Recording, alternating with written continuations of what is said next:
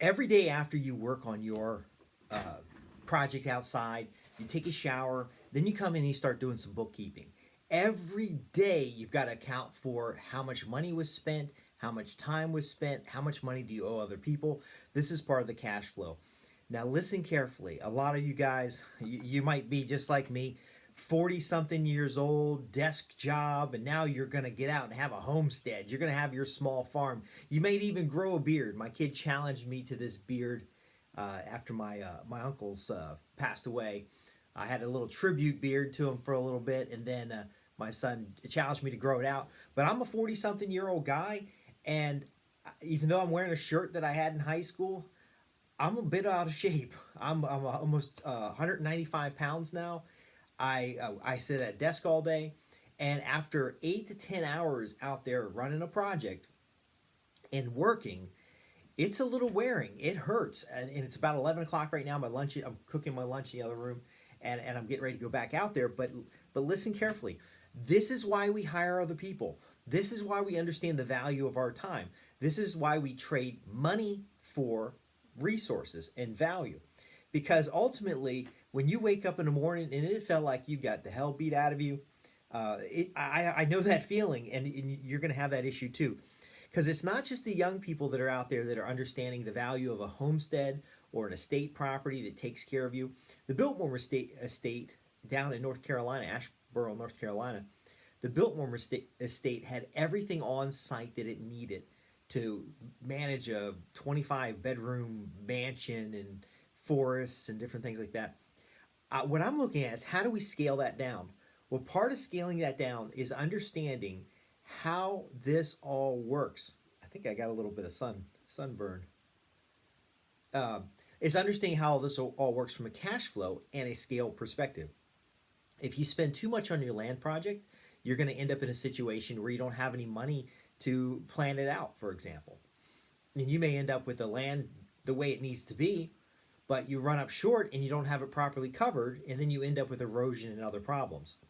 In the case of tree clearing, you may say, well, just take the trees down and we're going to cover crop it, but you missed the step of grubbing those stumps and getting them built out to you so that you have water containment.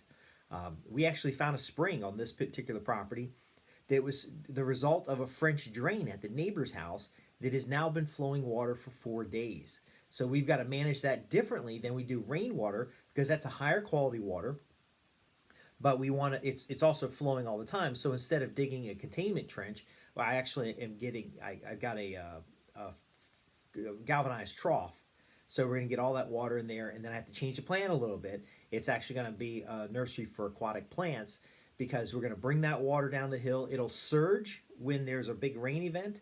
However, in the short term, it'll take that long drip of water and give us a level sill without doing a lot of extra digging.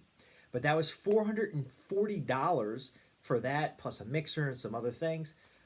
You got to get this planned out because you can go broke doing one of these projects the wrong way. So again, you're probably a 40-something-year-old guy, has a desk job, you make a good income, and you think, look, I'm gonna get this. This is my physical activity. I'm gonna get out there and I feel good. And by the way, after getting going, I do feel good. I got. It turns out there's some muscles back here. I did. What is that? Is this a gun show? Oh yeah. No, this shirt was big on me when I was a kid, and now it's just stretched out. But the point I'm making here is that you have changed physically, and your mind is starting to see new opportunities. But if you wear yourself out, just like financially, if you spend more money than you have, or if you use more energy than you have in a day, you are going to be beat. I got two guys out there in the field right now spreading straw. Last night I was up till 10 p.m. I was throwing straw down the hill, and I was just throwing it down there for fun. You break the leaves of straw up and throw it down so it's easier to get spread out. This morning I was up.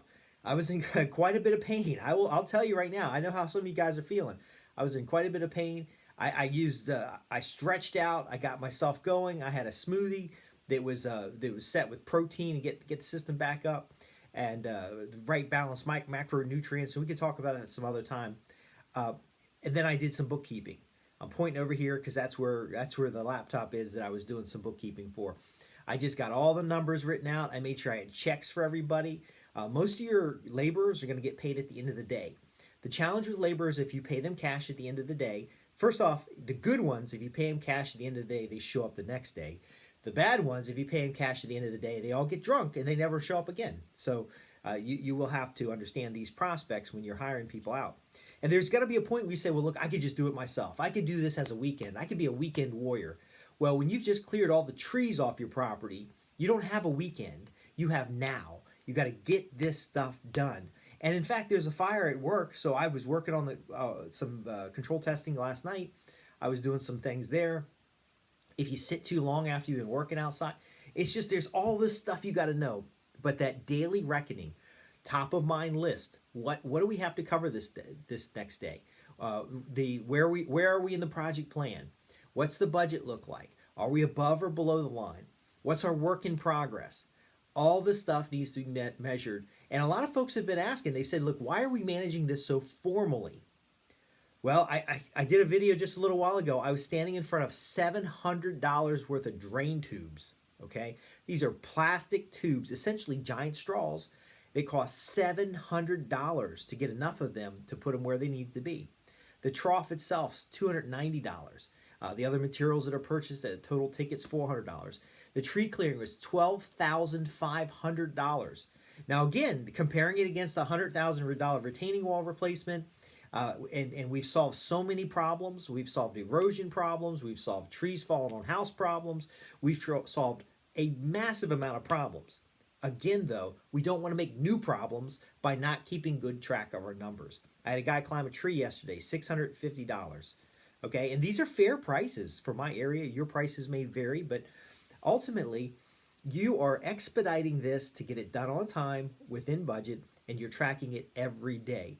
And you're also looking at how you feel, because the amount of sun on my face here, I'm gonna like take that 50 sunscreen and just lather it on, and just cover my arms and everything. Because if you ended up with a bunch of sunburn or skin cancer, then this hasn't helped you any. If you end up hurting yourself physically, like you fall down a retaining wall. Last night I was getting a little tired. I was having fun throwing it, but it was dark outside.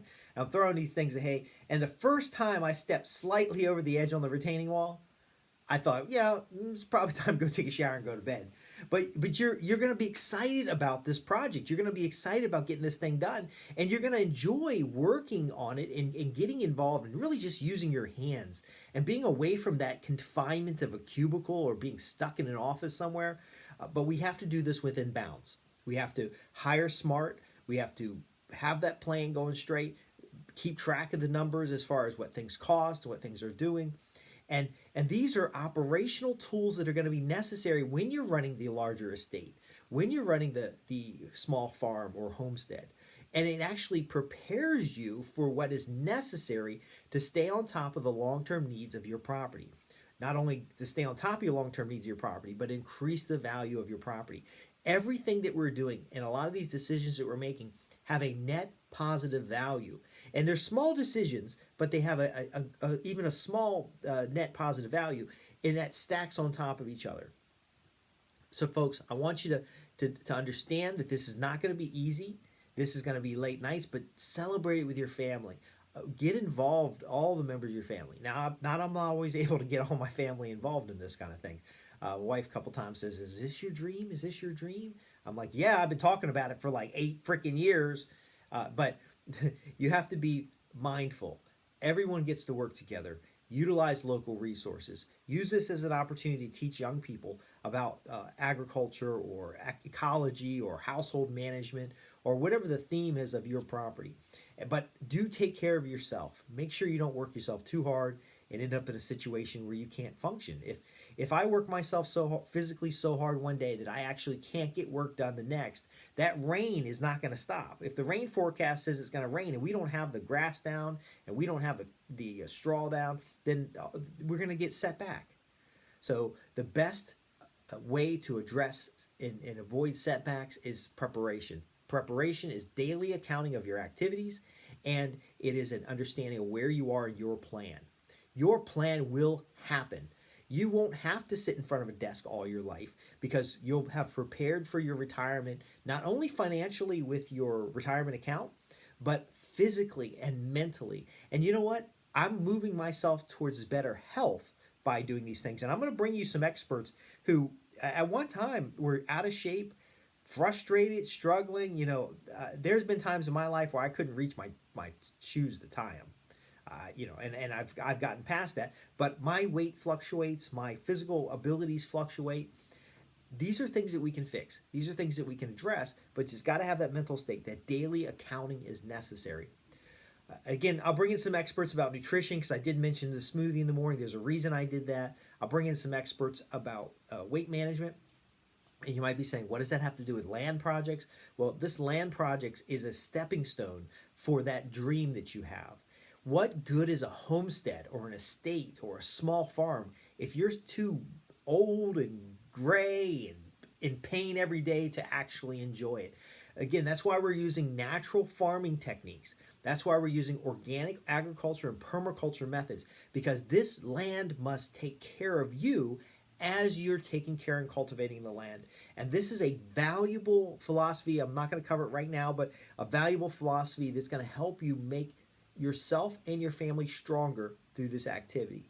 I am physically more capable now doing these types of things than I was in the past. Even though I've had medical issues, even though I wear a CPAP machine to sleep, that explains the weird stripes and stuff and the beard lines. Ultimately, I am moving forward physically. I'm moving forward mentally. I'm moving forward in the environment around me to have more of what I desire. That's what this program is about. I want to thank you for having the courage to be a part of this program. I know it's not easy, and I'm sure you've been criticized. Oh, I'm going to have the farm and I'm going to do this in your family. Well, why don't you just stick to your day job? And I'm thinking, you know what? If you want this, you can have it. I don't see why you couldn't. I'm going to teach you how. I'm going to show you about the procurement, the project management, and the household management that's necessary so that you can have abundance right in your own backyard. Again, thanks for watching. I'm Justin Hitt with Prosperity Homestead.